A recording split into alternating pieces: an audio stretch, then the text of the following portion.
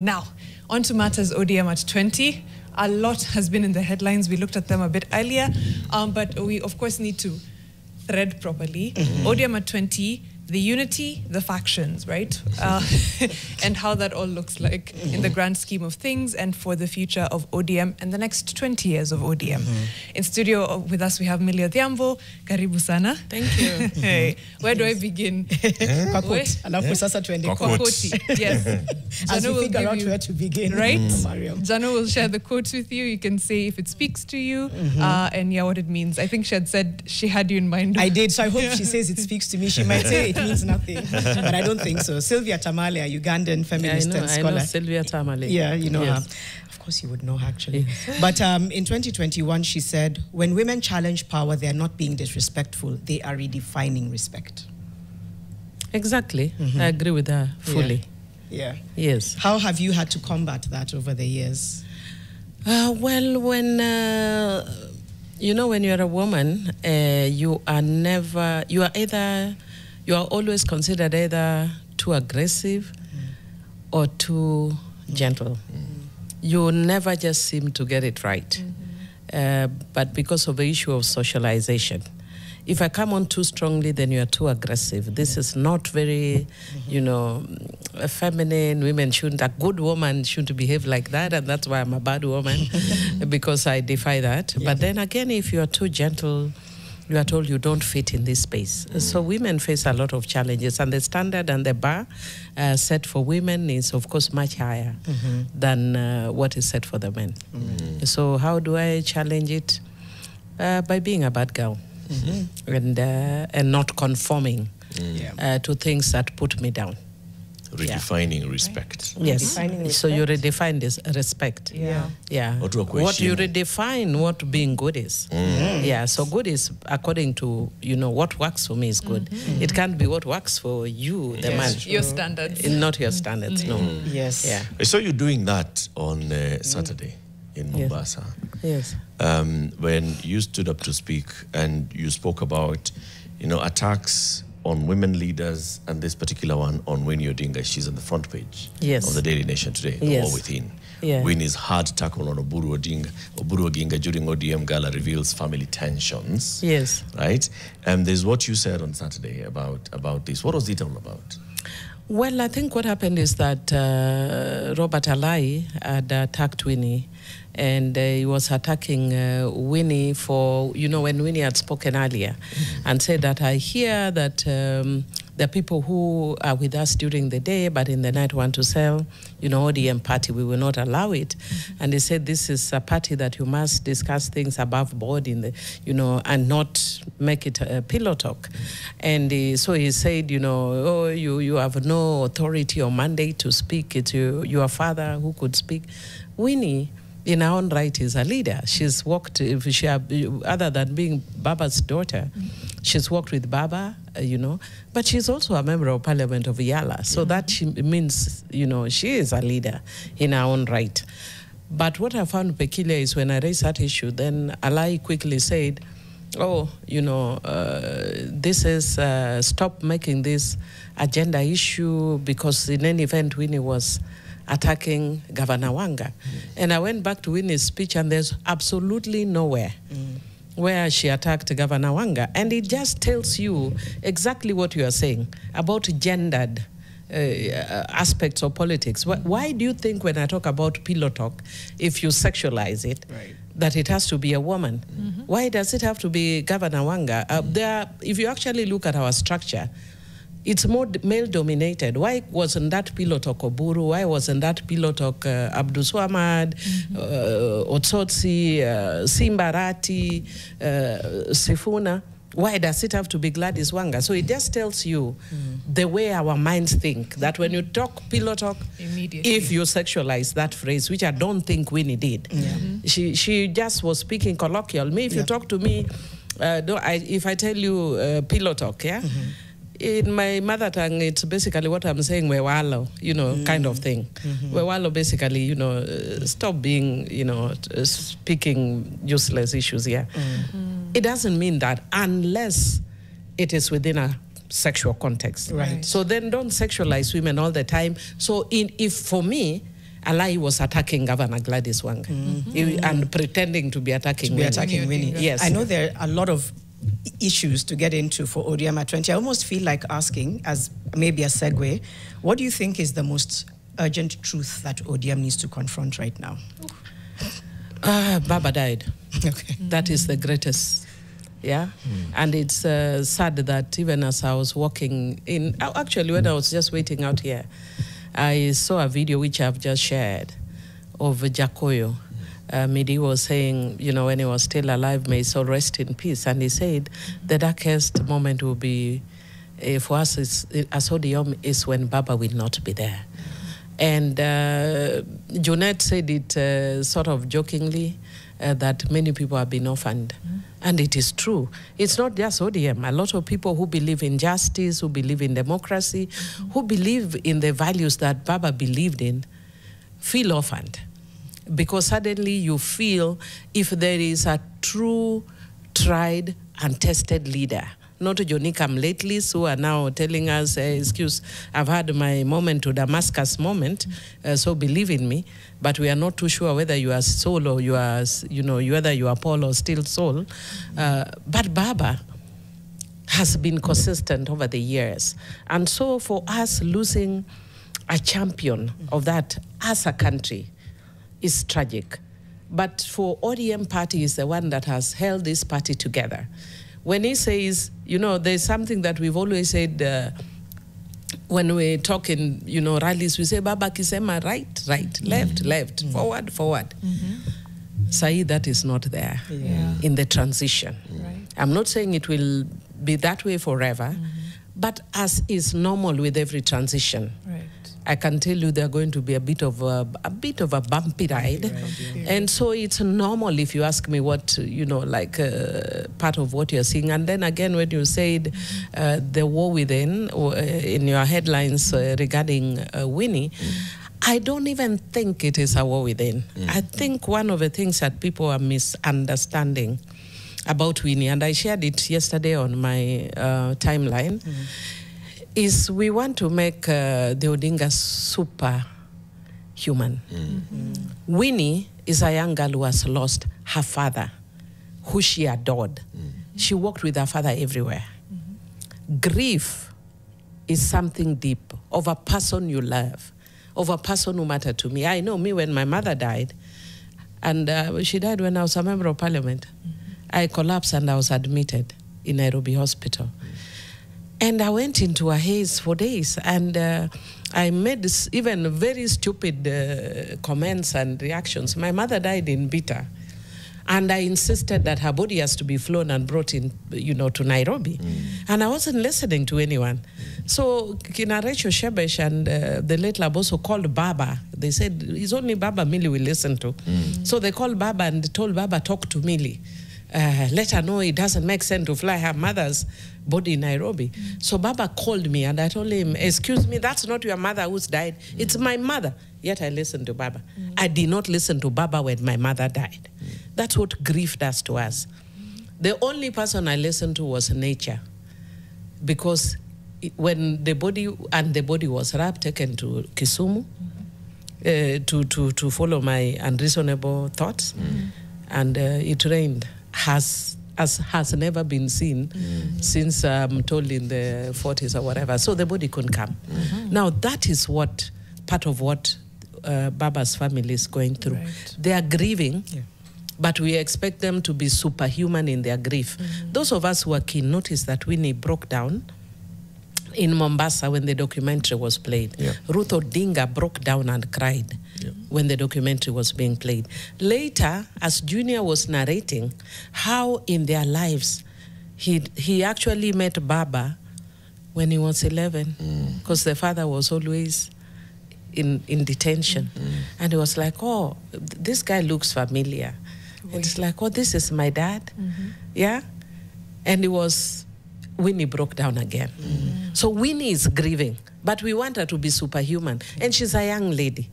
So I will even if Winnie told me the most stupid person, if she told me, Millie, you are an elephant right now, I'll understand. God is merciful. After all this happened, I bumped into Winnie, fairly accidentally. And she shared, it was a short moment, but she just shared concerns about the health, about her uncle. It may not have come out in the way she meant. But I think she's worried that people may challenge his authority because she thinks maybe we are rushing this, but she supports the position. She's just like, we should have, properly validated so that it doesn't look like we are just making it's an imposition. The Odingas are taking over. So she's like, yes, he's a good guy, and she's very concerned about her uncle, as a matter of fact. Okay. But let them have a moment as a family also to discuss in the background. About these issues. Okay. I know, we want to play that bite and contextualize it, but just because I don't want to lose this train of thought, this is something Eric brought to my attention. When Baba was lying in state, and yourself and Governor Wanga, who else was next to you? A few other female MPs started singing Jamaica Farewell. Eric threaded that Baba helped a lot of women leaders get to their positions, either directly or indirectly. And Eric, you can thread again for us, but I just want to know what that looked like for you in your political career, and who else you know around him. Because I think, being inclusive isn't saying we need 1/3 in cabinet. It's actually doing the work, right? Yes. Yeah. I think what you're saying is really largely true. Baba held the hands of many women political leaders. Let me start with myself, of course, that I was nominated. I was a very, very young girl. And he had a lot of faith in me. Even when I served, I think part of the things that will come in the sequel to my Rigo Be Rigged, I think when I was launching my book, I told people I actually removed half of what was there. Some of it I will put now in the sequel to my book. But there was a time, there are always very severe and intense intra-party wars. And there was a time I was so much under severe attack, which the public didn't know. I would come here and I would fight, and I would be fighting so much for the party. But in the background within the party, I was being fought like hell.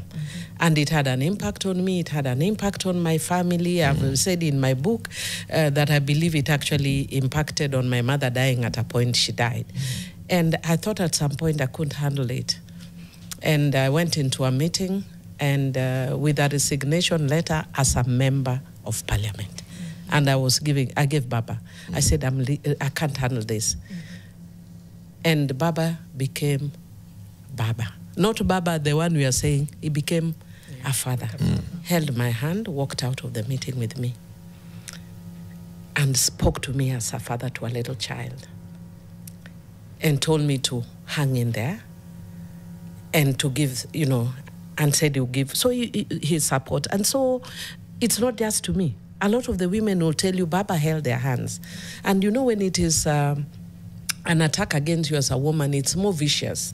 Because I remember one of the MPs, male MPs, because when I came in, I was such a strong personality. And for me, I just thought we are all one happy family. I thought it's like the church. So I thought we are all supporting the party. I didn't realize politics, it's a different ballgame. So one of the male MPs called me and said, Millie, hatukuja hapa Nairobi kuhesabu manyumba. You have come here and you have decided to shine better than us. We are going to cut you down to size. And so that was the process of cutting me down to size. And I didn't know how it was vicious in capital letters. So Baba has helped a lot of us women. And I want to encourage my sister, Honorable Gladys Wanga, because I think she feels under siege. And she's one person Baba has held her hand. Baba has protected her immensely. And without Baba, she's feeling the heat. And I'm seeing a bit of her going, feeling even people who are not fighting her. Like she feels like she's under attack by everyone. I want to urge her as a person who's been there, done that, got a T-shirt, focus. Don't look at everybody. Baba is not there. So it's something that we have to wade through. Baba has held the hand of Joyce Laboso, Rachel Shebesh, myself, Gladys, Mumbingaru, many, and across the region. It didn't matter the tribe. It didn't matter the tribe. He held the hand and didn't matter the age. Yeah. So he was a real father and he was really committed. That I give to him. Not people who say rhetorically we are with women. Tell us the woman you brought to your table. Show us. Show us. This, as we are talking about, in fact, it's good that you've asked that question and really the way you've responded. We are talking about the war within the ODM. And the question has been, how does ODM move forward beyond Baba? Yes. Many have said, you know, this just shows that Baba didn't groom a successor. And my argument has been absolutely not. No way. The people who are in Mombasa celebrating ODM at 20, many of them were not in that room when ODM was being founded. Many of them were children of Baba politically. Male, women, okay? They were all brought up by Baba. So we have a leadership from the current chairperson to the deputy party leaders to the leaders in parliament. All of them were Baba's children, directly groomed by Baba and elevated to the positions that they occupy in the party. So Baba actually did have a succession plan for ODM. Right. Now it's what they do with it. The question is, are they prepared to actually take over that mantle and go with it? And that's why we are discussing. From what we saw over the weekend, are they prepared? Are they not? Maybe what we saw is actually part of that legacy of it's democracy. It's democracy at play. Express yourself. Come out and say. Joho comes and says, "Kama mbaya mbaya." Feels like, you know, he's also under attack. I'm just talk kafara. You're not going to make us sacrificial lambs. No, absolutely no way. What's all that going on, though, in the party? I think that is fairly normal. And it is part of the fact. Yes.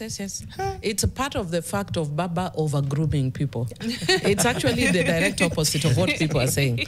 It's not that Baba failed to groom anyone. If he had groomed one person, then he would have been accused of favoritism. But what Baba did is that he groomed very many capable people. You can pick out anyone, and of course none of us can fit Baba's shoes. Do not even pretend. I think the mistake we're actually doing is looking for a Baba in each of us. You will never find.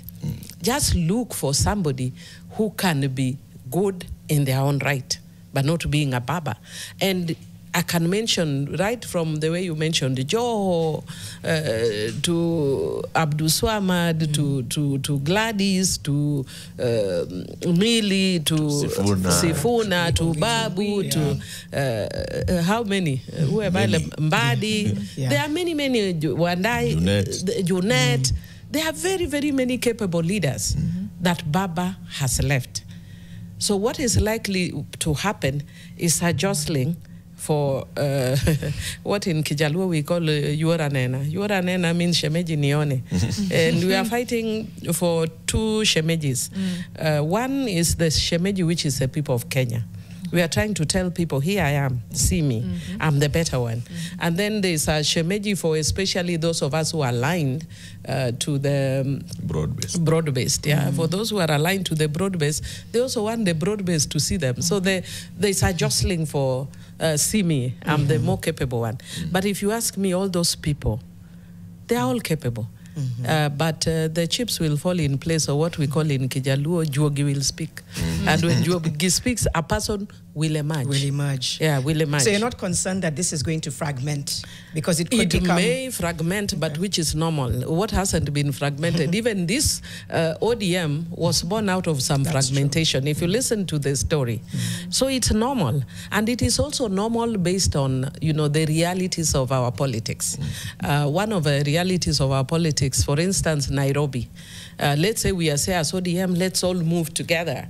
And we all move to, we have said, for instance, we are broad-based up to 2027. That is an agreed position, which Baba left. But what is the situation of the people who their voters are primarily in Nairobi? What is the position of Babu? What is the position of Sifuna? Is Nairobi predominantly broad-based? Of course not, which is very normal with the urban politics anywhere in the world. They are usually very oppositionist in nature. Me, I can go and say in Suba North I'm broad-based and talk to Suba North people to follow me in broad-based. But the Nairobis are totally different dynamics. So that's why when people sometimes, I'm very understanding of Sifuna and Babu, when people attack them and they say, why don't you follow this direction? In politics, people look out also for their own interests. Just as Jakoyo told me, nobody came to Nairobi to count houses. We came to politic. But you can't look out at the politic of another without looking at your own interests. So is Millie in broad-based? Is Millie in broad-based? Yes. Baba left us in broad-based. So is that you are asking what I told people, recips are loquitur. The facts speak. Baba said we are in broad-based until 2027. But you've just explained, for example, for Edwin and for those and Babu Owino who are, it is not in their best interest to be in broad-based. So no, I'm not saying it's not in their best interest. I'm just telling you their reality. Okay. Their reality is that Nairobi is a very different bag, It's a very different scenario than Suba North, for instance. So in Suba North, Baba said we are in broad-based until 2027. If I go and tell Suba North that Baba said we are in broad-based until 2027, they're like, okay. We saw it, we had it, we are good. Yeah. But Sifuna goes to Nairobi and tell people, and pushes that agenda very strongly, he's in trouble. Yeah. Because Nairobi, let us also be realistic about the nature of our politics in Kenya. It's very ethnic-based. And you would want to hope that in urban places like Nairobi, that it is not. But it is. But it is. Yeah. So let's assume there are many, many Kikuyus who are supporting Sifuna in Nairobi. And then he goes and says, now we are in broad-based. Yeah. Goodbye. They are mainly Wamunyoro supporters. We're going to take a break. You have a very pragmatic approach to politics, I have to say. I don't know. It's admirable to see. I'm curious about what you're concerned about. Because I think what you're saying is right now what we're seeing is natural, right? People are grieving, people are trying to figure out their space, and you're saying that happens. Yeah. I'm just curious, like, at what point do you start to say, but if we get to this, or if this chessboard moves this way... The happening has happened. Now we have to. But we'll come back after the break. Yes. And we have about another hour with Honorable Millie Odhiambo. You can also send your questions. It's coming up to 9 a.m., Fixing the Nation, one conversation at a time. We'll be back in a bit.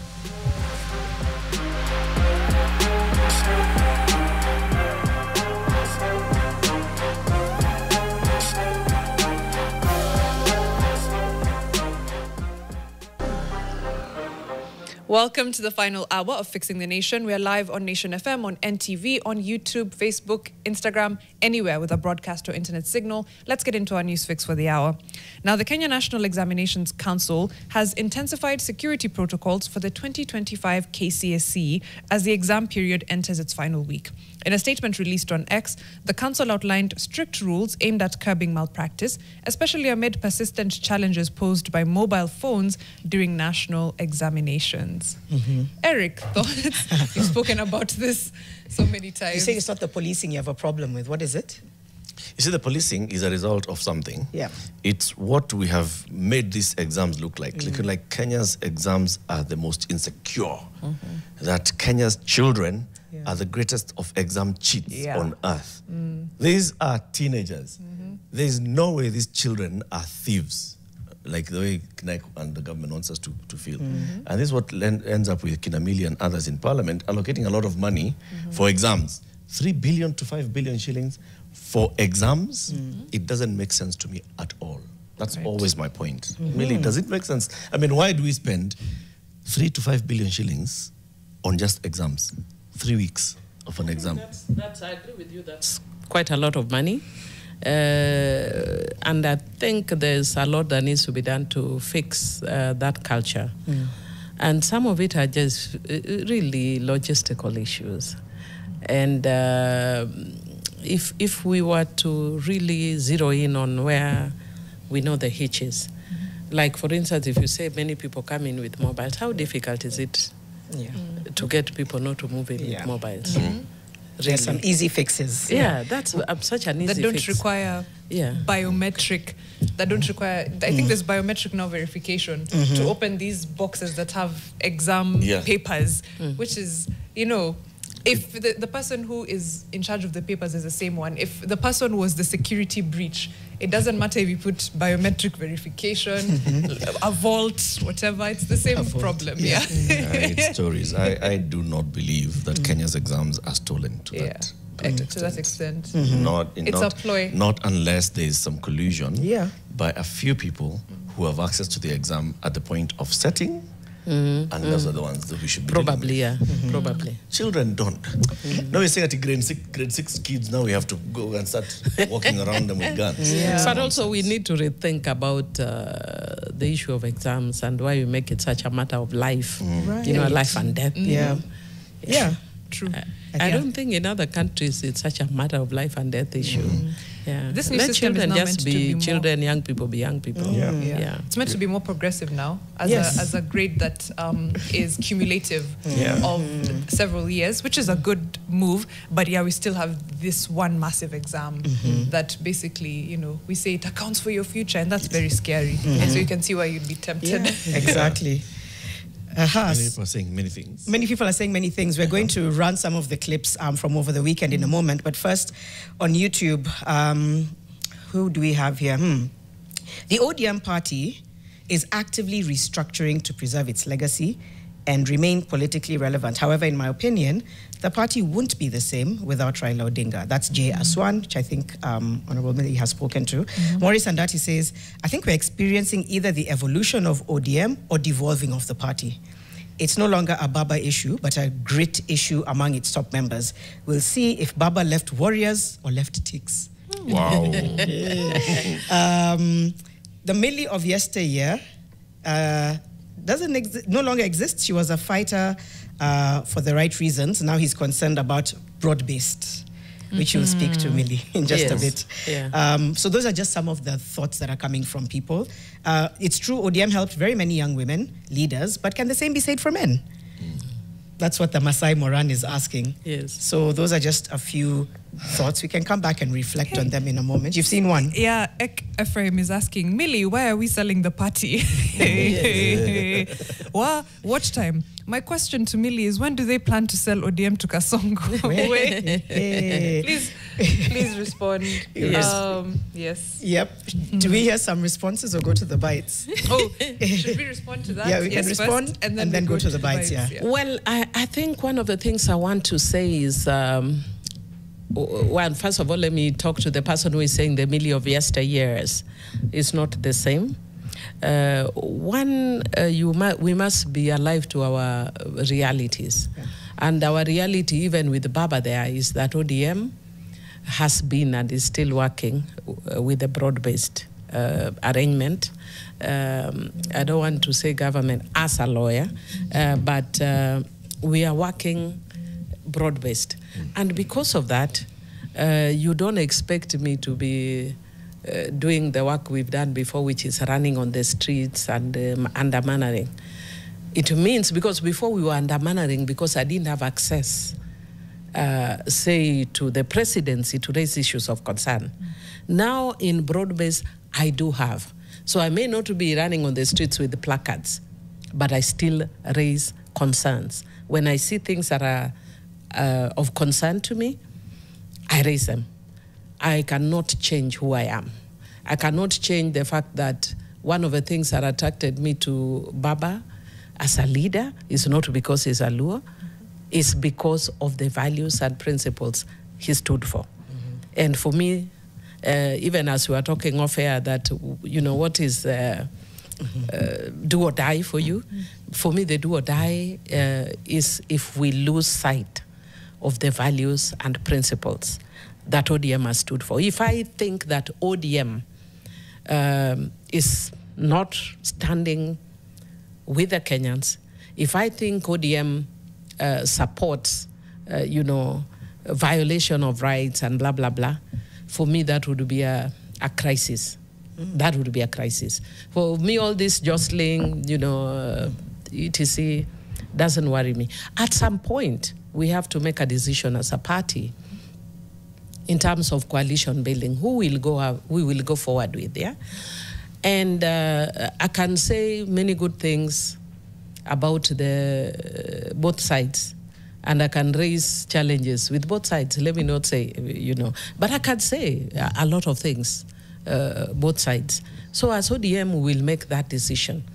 But whichever way we go through, we will understand that there are people who have walked this journey with us. If, for instance, we decide to move forward with the president, there are people who have walked this journey with us who may not want us to go that way. And it's a reality that we may lose some of them. But we may also convince some of them why maybe the other side may not be the better option.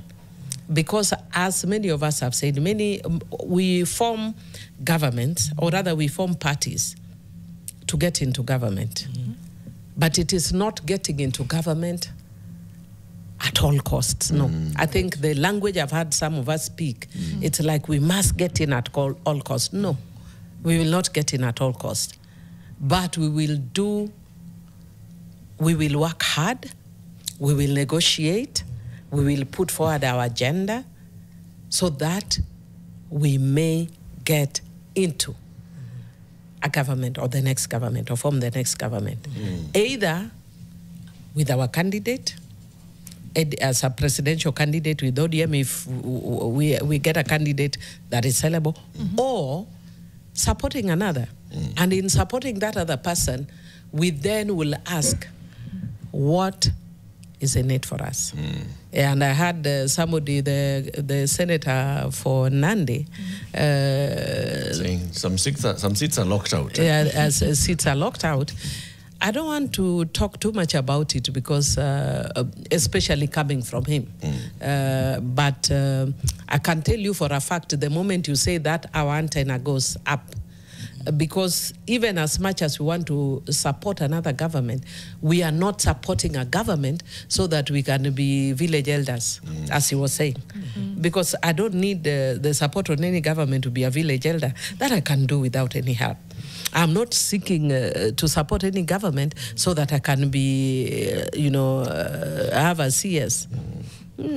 We are already there. I mean, we already have two. We probably would have wanted, because ODM is wide. We have from coast to western. We have Kisses. We would want to have a more inclusive face for us as ODM, or people who support us, even in government. So yes, we will look at all those issues.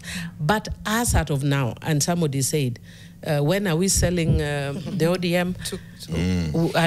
We are not selling ODM, not anytime soon, but we will work. And I want to tell some of our supporters, it could go left, it could go right, in terms of what you desire. And if it doesn't go really the way you want, it's not because we disregard you. It's just the nature of politics. It may just be how it is. It's just the way it is. The reality is, the reality is that ODM has gone into a coalition in every election since 2013. Yes. Right? With it fronting the presidential torchbearer. Yes. So you're saying that ODM is now prepared to not front the presidential torchbearer? No, I have not said so. I said we could front if we look within and we discover, say, that Millie can become a presidential candidate and can actually mount a successful campaign against William Samoei Ruto, then we say, here is our candidate, Millie Odhiambo. But we will be realistic. Is Millie likely to go against William Samoei Ruto? That is one. We will also look at our values and principles and say, okay, if we support Honorable William Samoei Ruto, and you realize Baba gave us a 10-point agenda, we will look at it and say, is he committed to that 10-point agenda? And I think it's too early to say that. There are some that we can see is on the path to. By next year, and sometime end of next year, we will see whether he's on course. Then we can discuss whether we say, now, this is the guy. Yeah, but if it's not, ODM may move out, some may remain, some may go. Yeah, but it's really normal. It's things that will happen. As a ranking member, you as Willie, Millie, sorry, as Millie Odhiambo, I was mixing those. Millie and Winnie. Right? You as Millie, as a ranking member of both in Parliament and of the party, what would be the ideal for you? Let's say that William Ruto woos the party and says, I'd like us to go into the next election together. Yes. What would you demand as an irreducible minimum in terms of positions? Village elder, we know that is not on the table. It's not on the table. Okay, so the other parties, the positions up there is deputy president, prime cabinet secretary. You know. Well, what I can tell you for a fact is that whatever we demand is something that would get our voters to come out and vote. And I don't want to say for me now, because then we'll start confusing our people. When people, senior people in the party speak, their word is taken seriously. But this is a negotiating process. But I can tell you that the president has to think very, very, and I don't envy him, he has to think very seriously, because ultimately voting is about numbers. There's an aspect of loyalty, but voting is ultimately about numbers. Can we, looking at our backyard, you know, from Mombasa right to our areas and northern Kenya and all that, can we tell you these are ODM people and these are our numbers? And can we prove that these people are walking this journey with us, or we are living in past glory? So it is up to us as ODM to marshal our troops so that come next year we can tell the presidency this is our irreducible minimum. And it won't be because of us as leaders. It would be because of our ground. Such that if I go back to Suba North and I tell them that, President Ruto said is giving us CS treasury, then they say, oh, okay. Don't we already have it? What new are you bringing on the table? So those are questions people will ask. Yeah. I wanted to ask just before Mariam comes. Okay. Don't lose your trail of thought. Okay. Kidogo too. You said, but I think there was an irreducible minimum put forward by Oburu Oginga, who said DP or nothing. Where does that fall into when you're saying about, we're not yet saying it, but he did very early on? Well, he has said that, and what I can tell you is the reason why I don't want to contradict. Oburu will say that, somebody will say something different. I think as a leader who's been around for a long time now, I think the best thing is to foster unity by not speaking out of turn. And so I don't oppose what Oburu says. But I think what we need to do is we still need, and I've said it in the past, that in a period of transition, you need introspection, you need consolidation, and you need unity. And that's what we need. And you need cohesion. Yeah. And so Oburu will be taking us there. But we must walk with our public. And I think at this point, Oburu has said it, but then we must go back to the public and say, Oburu has said it. Can we work together on that, or what do you think? Okay. Yes. Mariam, okay. Yes, Philo has mentioned that. We'll play the clip of Winnie speaking and contextualize some of this conversation. For me, it's that the fact that as ODM celebrates 20 years, it's often lauded as one of, if not the only party that seems to have clear ideals behind it, right? The Orange Democratic Movement. And then now I look at the plans to perhaps either, BDP with President William Ruto, or perhaps not, or to just form power in one way or the other. Those are not the ideals of democracy, right? It's all or nothing. Then you win, you form government. You lose, you form opposition. Is it not a contradiction of the basis of a democratic movement, which wanting to be co-opted even before an election, planning to be in government, is that really democratic? Yeah. Well, it is democratic because our law says that you can have pre-election pacts and post-election pacts. And because, you know, we are in politics. Politics is like wooing a man or wooing a woman. And you can't say that when you are wooing a woman, for instance, that you say that woman is so beautiful, I'll wait for when I'm ready to get married, then I'll go to her. You find other suitors. Other suitors who are not even competent who will have taken her. So let that girl know at this point, here are your flowers, here's a perfume, I can buy you, you know, I can buy you lunch, I can, you know, give you a birthday present. Okay. So you are wooing, yeah? And so really that's actually, hata umeona hapa Ruto atongoza ODM. Yeah, he's wooing. He's wooing. So that process, the dance, has to be there. And it will be there both sides. You can see even Kalonzo is trying to woo ODM. Yeah, so we are at a point where people are wooing us, but we might also decide, well, we can also woo others. True. So this is a period which is, for me, politically, is early. Okay. That you can't make, you know, firm and hard positions. But we are seeing each other, seeing who has sizing each other, courtship. Who has courtship, who has a nice smile, who has dimples, who doesn't. And I'm not talking about sarcasm. Broad-based, like we said at the beginning, you know what Raila Odinga said, every time he went into any coalition with government, it was for the betterment of Kenya, for the stability of Kenya. And then I look at the people that back ODM, either whether they are members of the party or just supporters, they have suffered grave, I don't know what to call them. They've suffered a lot under this administration. Is it not a betrayal to them to do future pacts? Because we've understood where these came from, where broad-based came from. It was for the betterment of the country and stability at that time.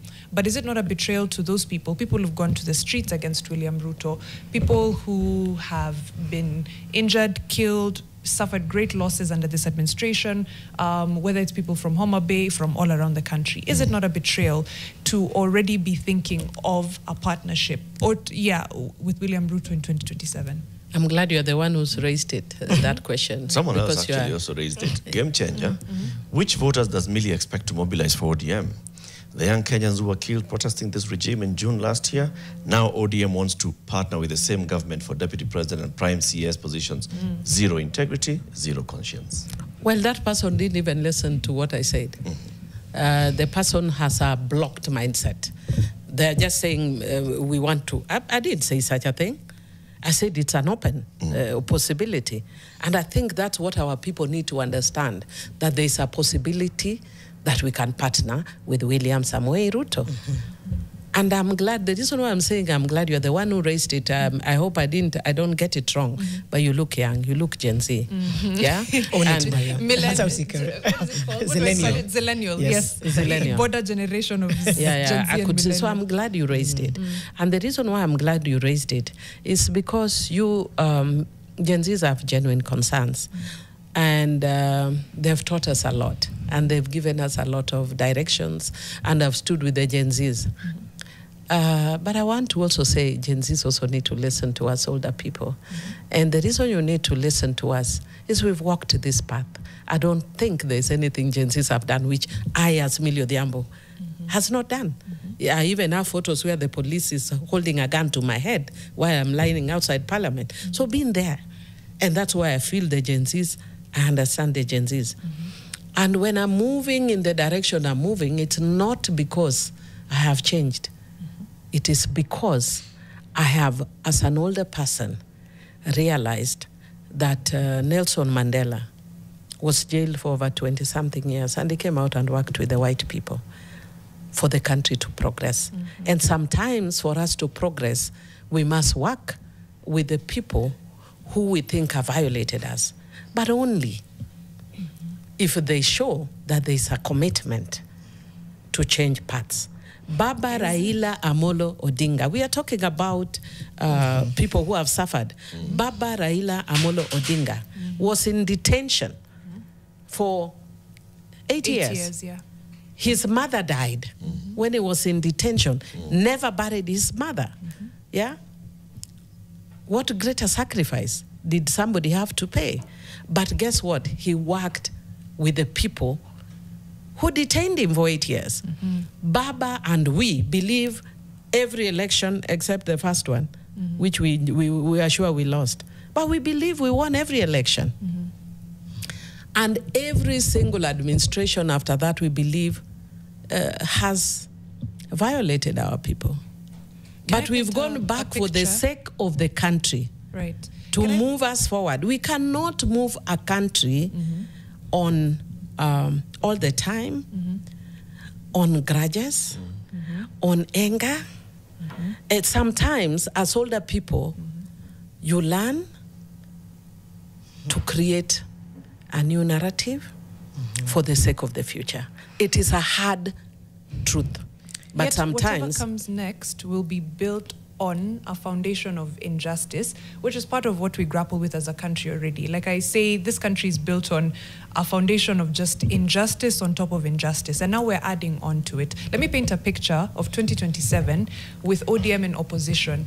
Whatever the situation looks like, it makes it much easier to beat William Ruto with ODM firmly, squarely in the opposition. It makes it very easy to do a 2002 moment. Whatever scramble is happening with G United Opposition, Kenya, Moja, all of that. With ODM, it's a lot easier. Is it not a disservice to the people of Kenya that I see where you're coming from, wanting to work? That was what Baba did. Right now, you are very much in a position to change things for 2027 for the betterment of the country. And it feels like you're choosing to stay in government. We have not said that, as a matter of fact. I'm saying that is a possibility. A possibility. Yes. Then why not family?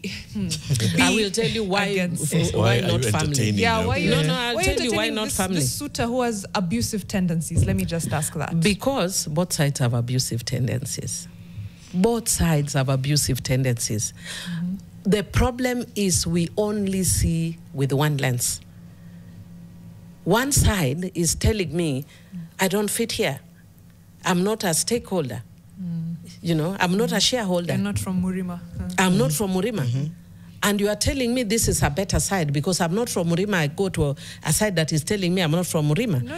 You are telling me on this side, I go to a place that I'm being told that this is locked, this is locked, this is locked. So what do I come to do? Become a choir master and a cheering squad. It has to be two things. It has to be about getting into leadership so that we can lead with change that you are calling for, where I can call the shots, where I can say, this is wrong, this is right. I need to be at the table to be able to say that.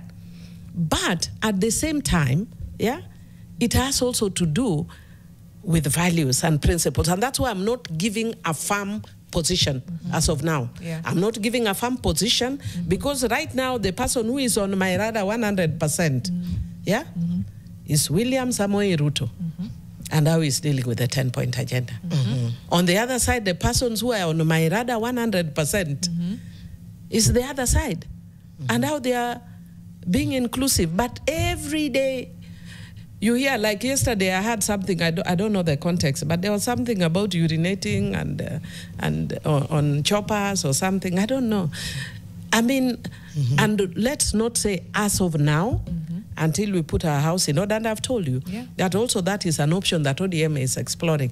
Do we have a candidate that can beat these two? Okay. That is also a possibility that ODM will look at. Do we have a candidate that can beat these two? If we don't have, then we can also discuss. But I think one of the things that I want us also to, and I know this may be misquoted or quoted out of context as is common, which I can live with after 17 or so years in active elective politics, I can live with. But I don't think you can see Mbadi is an expert in economics. Wandai now has become an expert in energy. We are not only experts in picketing. we can be experts in everything. So we cannot be closeted in one corner. Let's hold that. Just in the interest of, we want to run some of those clips. And then we'll come back, because I almost wanted to piggyback off of what Mariam said. I think the biggest factor here is also just the lack of accountability. I think that's the biggest anti-president factor, is somebody who's just moving through life almost like these offenses were not committed under his regime. I think that's what a lot of people, young, older, are trying to grapple with. And that's the 10-point agenda that Yeah. even Winnie is talking about. Who helps to implement and manage it. This broad-based arrangement that we have on the 10-point agenda, and understands the pain of the people, and therefore makes sure that our partner delivers on them. But let's listen to what Winnie was saying, and what, of course, you also spoke about when you were in Mombasa on Saturday, plus your party leader, Oburu Oginga, and others. Take a listen to this. To the matter of this broad-based government, the people of ODM entrusted one person with the management of that relationship. And that person was Baba Raila Amolo Odinga. That relationship is complicated. And therefore, we are looking and we are wondering, those that are taking it upon themselves to manage it now, are they capable of managing that relationship? You attack Winnie Odinga, you attack Millie Odhiambo na wamama wa ODM. Mimi ninajua hakuna hata siku moja Oburu Oginga amewahi kusaliti ndugu yake Oburu Raila Amolo Odinga. Baba alikuwa anashikilia kama maadili yake. Alikuwa anasema chama hiki ni chama cha wananchi. Tusiwache wananchi nyuma katika uamuzi wowote ambao tutafanya. Yes. What happens next with this party? And you've talked about it broadly in terms of the party needing to get back and set its house in order, go back to the people, galvanize your base.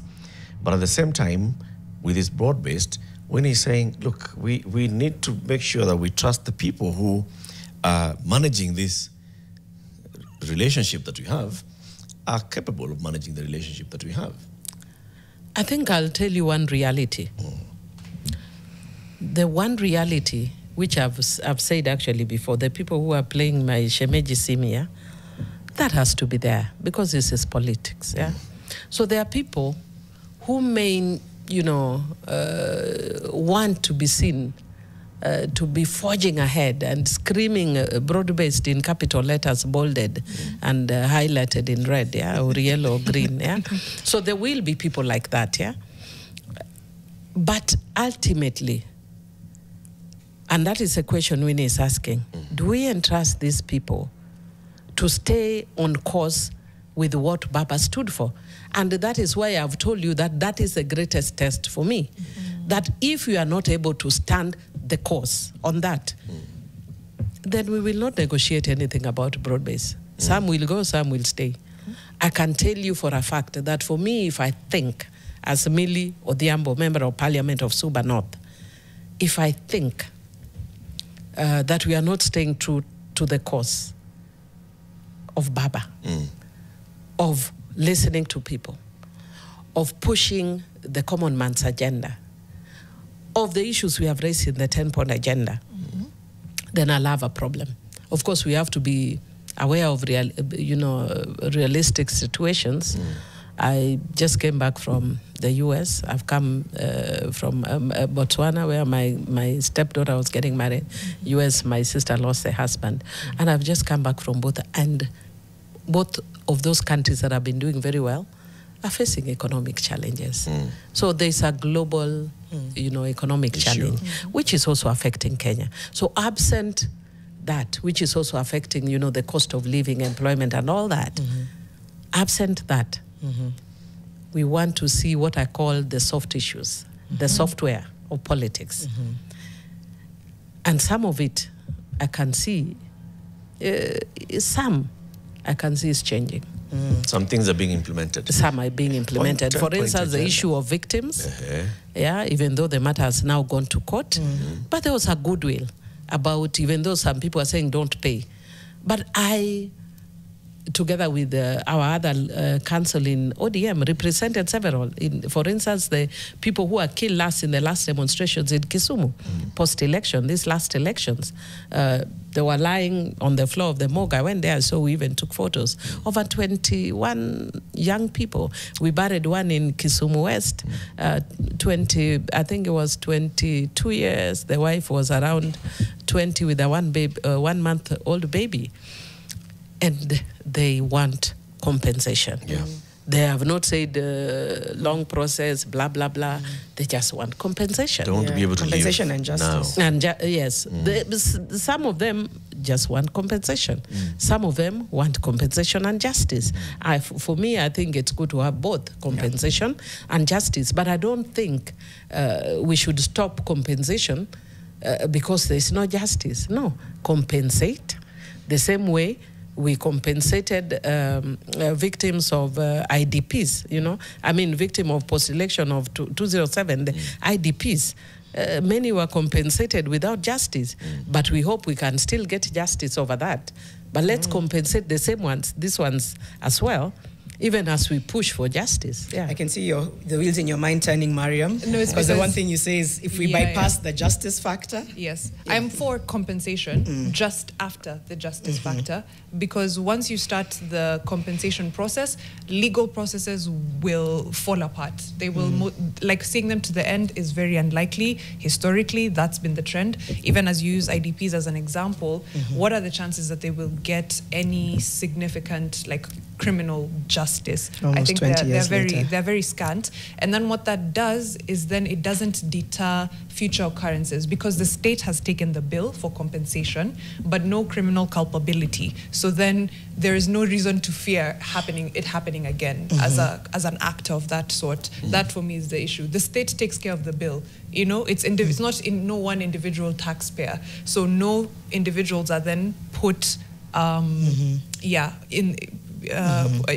to book. Brought to book. That's the saying I was looking for. Oh, okay. And then you have repetitions of the same, because we've had compensation of victims of police violence before or state brutality before. Has it meant an end? Not really. I mean, Kenneth Matiba and co. We've seen it happen before. So yeah, what do you that's think, my. Millie? Yeah, can I tell you something with a lot of due respect? That one of the things that politics has done is to humble me. Humble me by getting me in touch with hard realities of life. Like sometimes I hear people telling us when we support people giving a little support for people who have lost their loved ones at home. They say like, oh, you're just buying people, blah, blah, blah. Elitist approach to politics. That's one of the things that politics has humbled me away from. And I'll give you an example that one time when I was in my constituency campaigning, and I was told, there's a woman who has died up here, please go and support the family. Before then, I was very hesitant about giving money because I come from a human rights background, democracy, why are you giving handouts kind of story. And I went there and the woman was in Rusing Island in a hill called Gumba Hill. And it's the home that's really up there. She was covered with, she had died the day before.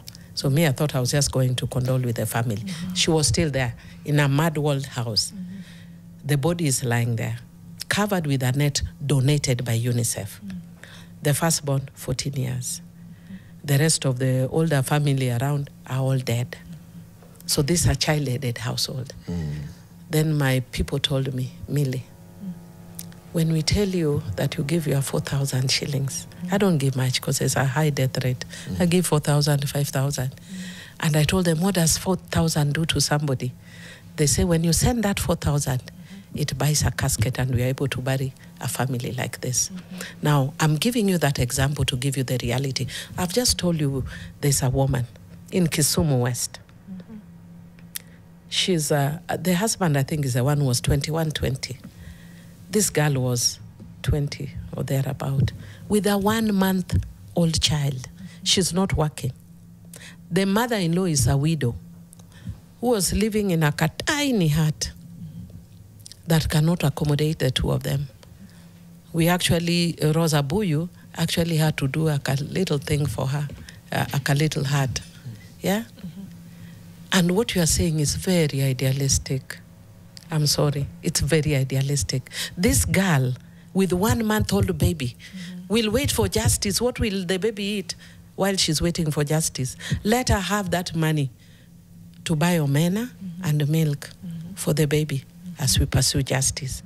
So the ideal is not usually the real. It's not realistic. I agree with you. I'm a human rights lawyer who spoke like that for many years. And I want justice. And I want compensation. But if I'm waiting for justice, and this little kid will die while you are waiting for justice because of lack of food, give compensation. Justice, justice may come too late. Yeah. Millie, you're a lawmaker. You're saying justice may come too late. May come too late for this child. You're a lawmaker. Yes. In a position to accelerate the justice process just as much as you accelerate the compensation process. I'm not living in a warped reality where I'm removed from their daily needs. And like I said, I am pushing for compensation, but I think there's also ways to push for criminal justice with the same vigor. Of course, it will be much harder because you're pushing against the administration of the day. I'm glad you have realized that it will be much harder. It will be much harder. We push, and it's much harder. And I can tell you because of the realities I saw from post-election. I've been there from post-election. And I went through, what do you call it? PTSD from 2007, when I saw bodies in morgues, when I saw little girls in uniform killed. And when I saw, after that, we went to see victims of IDPs. And we found a woman who had carried the head of her husband from Nairobi to Kisumu. She was living in a cattle dip while we were waiting for justice. She was living, and I'm told she died. When we met her, she was pregnant. And she died because of her circumstances and conditions. So why are we punishing these people 2 times? I brought the Victim Protection Act, which came before Kasongo. So it wasn't because of broad-based. I am the sponsor of the Victim Protection Act. And I brought it because of IDPs. So that we can compensate victims of violence, of crime, of abuse of power. And the Victim Protection Act says to compensate victims of abuse of power. Because already in the criminal justice system, there is a law for holding people who commit crimes accountable. And as you rightfully say, what we need to do, and I hope the president is listening, look for the culprits, punish them, hold them accountable. For people who shot and killed these guys, hold them accountable. That's what we are calling for. But even as you are holding them accountable, I urge the people who are blocked these families getting their compensation. It's not a competition about who defends human rights more. It's a competition. It should be a competition about who protects the life of the little child whose father died and needs omena or milk. Just to keep moving. I know you want to come in. Wow. On this same note, how do you speak to people right now? The region, the continent is going through a lot of disenfranchisement with what governments are doing, right? Yes. Tanzania, Uganda, Kenya. It's a difficult time to straddle the hope for a future and an infringement of human rights violations every day. Now, obviously, you've just talked about it, and your journey is known. Human rights, legal, parliament. So what do you say, not just to young people, but to people who right now are saying, they must all just go because they do not respect our sovereignty, they don't respect our rights. How can people straddle those 2 realities where there's a push for justice, but every day there's an infringement on our rights? I think we forget also history. And the history we forget, and I think that I'm middle-aged. Being middle-aged means I've seen the worst, I've seen hope, and I've seen regression, and I'm still hopeful. And I can tell you that when I was in the university, and I'm telling you I'm middle-aged, so it's not like that long ago, a man was jailed for saying that one day you'll be shocked to see Kibaki as president. He was jailed for 6 months and served 6 months for saying that. That's the Kenya we lived in. And when I was in high school, you would not go into a mall if you didn't have the KANU card. So you wouldn't walk into a mall if you didn't have a broad-based card, for instance. Now you can walk anywhere and do anything without. When I was card, but go ahead. I'm telling you, that's I know. a broad-based card. I know. Sorry, go ahead. No, nobody will create a broad-based card because I'm there. I will not allow it. But anyway, what I can tell you is one time there was a magazine called Beyond Magazine, which was a Christian magazine, but was critical of the government. And they were writing simple things like what we write on in Facebook now, I mean, and Twitter and whatever, on social media. And my uncle Kebu used to live in Parklands, and my uncle came with a copy. And he had to hide it because he was coming, that day he was coming in Namatatu. He had to hide it in his shirt so that people don't see he's carrying Beyond Magazine. And when he came with it to the house, somebody had to stand in there because we stayed in an apartment up. So somebody had to stay to look in case a government agent followed him. And I was reading in the toilet with instructions that should you hear big pounding, tear it and flush. In my time, I saw that, and we saw worse. I have been beaten countless times by the police. Young people, including Solomon Murila, who we were agitating with, was killed. Yeah, we went to bury Murila, and we come back, and another one is killed, and another one is killed. So I lived in that time of extreme oppression. I saw it, I witnessed, and then there was hope, and then there was regression. And I want to tell Gen Zs, do not relent. Continue agitating, but do not agitate by saying sweeping all. The moment you sweep all, like I hear people saying, Fagia water, anybody can now do, even a dog. Then you bring in a dog, and then what does the dog do? Fagia water. Then you will be fagiaring all the time. No, it's a time to sober up and hold the government to account soberly. And some of us are holding the government to account in the backyard, in the background. I'm holding the government to account in conference tables, not on the streets, because I'm in a broad-based government. But if you think there's something that is wrong, the government, the Constitution allows picketing, raising your voices, etc., but soberly. Let us not go by, mob psyche, hashtags. Hashtags are good things, but when we have thought them out carefully. So yes, it's something that we should continue doing, but let us think through. Let us not go by emotions. And I always believe that even having seen the worst of Moi, the same Moi we demonize changed. Having seen the worst of different people, even we praise Kibaki now, but in my time we also thought the worst of Kibaki. And Kibaki, now we say Kibaki did excellent. What about Uhuru Kenyatta? This is about only 3 years ago. Nobody wanted to hear anything about Uhuru Kenyatta, and people were celebrating when his ship was stolen. But now who is Uhuru Kenyatta? The darling of the people. The darling of the people. So let us also... We're also allowed to raise our standards, I hope. Yes, we are allowed to raise our standards, but also learning from history. The past. Pragmatism. Pragmatism. We must learn from the past. That after raising those standards, we might go and say, oh, you mean it wasn't that bad. Wow. Don't get to that point where we say, oh, you at mean least. At least. Let's not get to that point. We can't at least.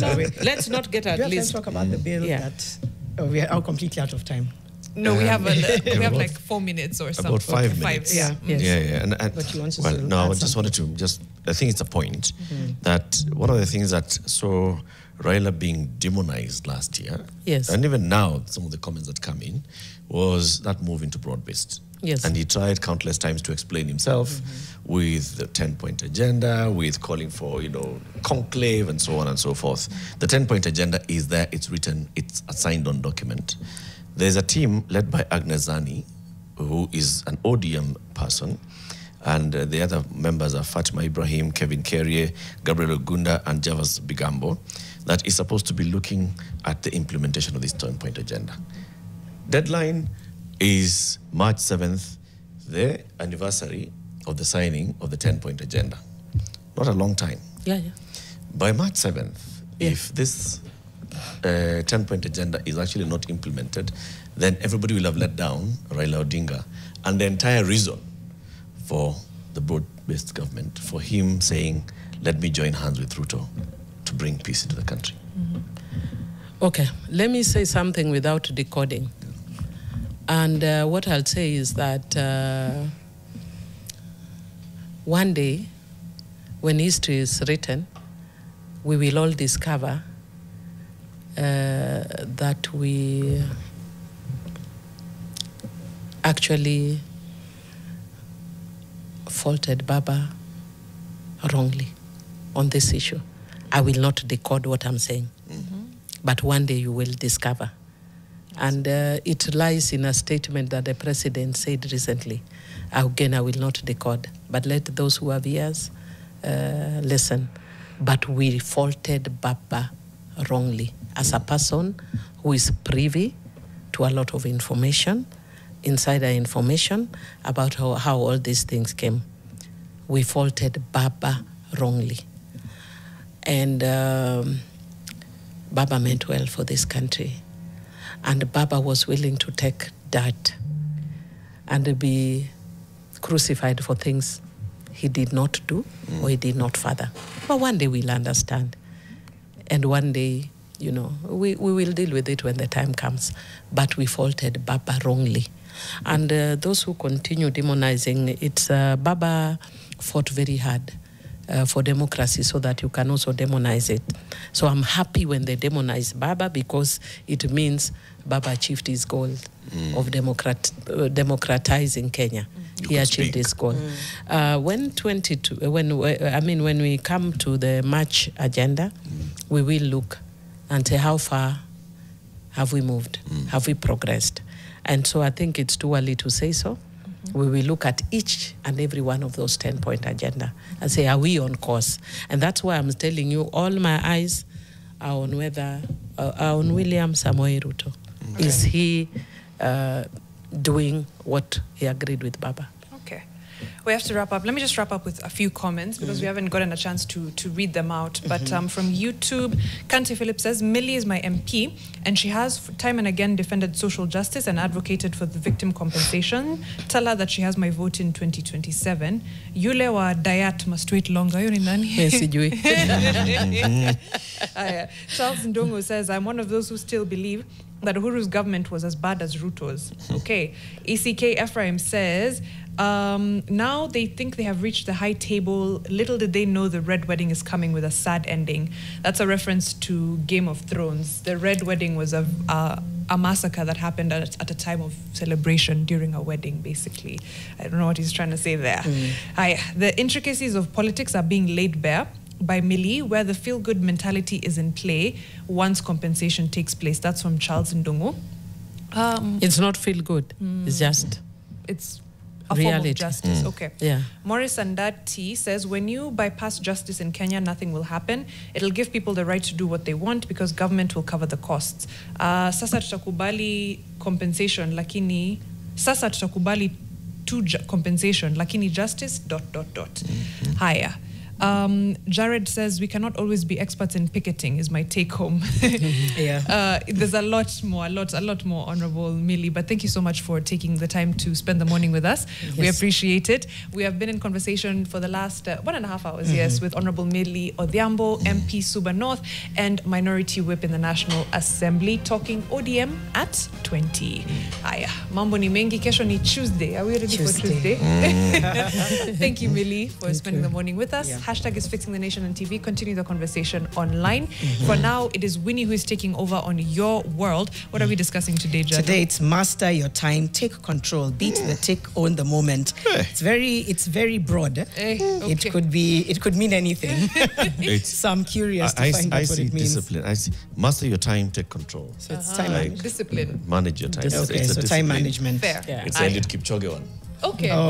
If you're not disciplined, you're a slave to your desires. Yes. Okay. My mind went very far. very far. On Nation FM, Claudia Naisabo, Brian Aselia taking over. Tupatane kesho. Bye.